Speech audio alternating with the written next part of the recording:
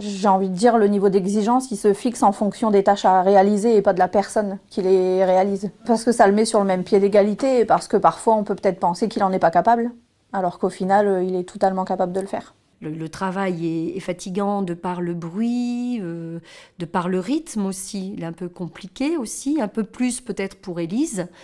Et bon, ça, on en tient compte, surtout dans l'après-midi. Mais le travail qui doit être fait par Élise, voilà, ce n'est pas négociable. Et puis, pour le coup, je pense que c'est nettement plus sain par rapport à l'ensemble de l'équipe.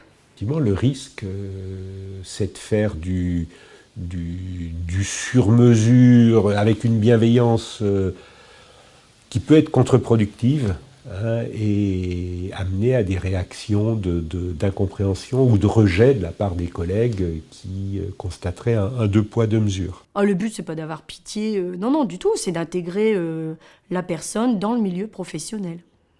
Ah non, non, non, il n'y a aucun regard de pitié, non, non, non, non, du tout. Il ne faut pas oublier qu'Élise, elle est salariée à la crèche.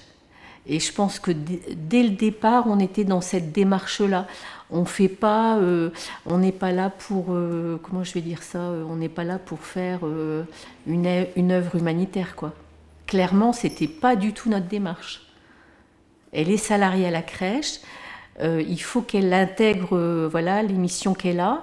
Il faut que nous, on découvre comment l'accompagner là-dedans, mais c'est après tout comme n'importe quel salarié intégrant une équipe.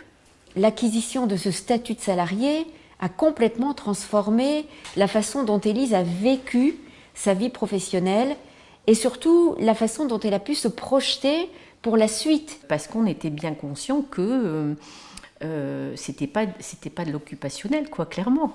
Je pense qu'il faut pas rentrer là-dedans.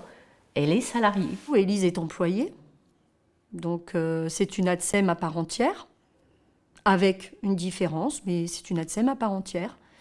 Donc pour elle comme pour d'autres personnes, quand on a un souci dans le travail, eh bien, on se réunit, il en est de même pour Élise. Quand quelque chose ne convient pas, quand elle ne respecte pas les consignes, on en parle.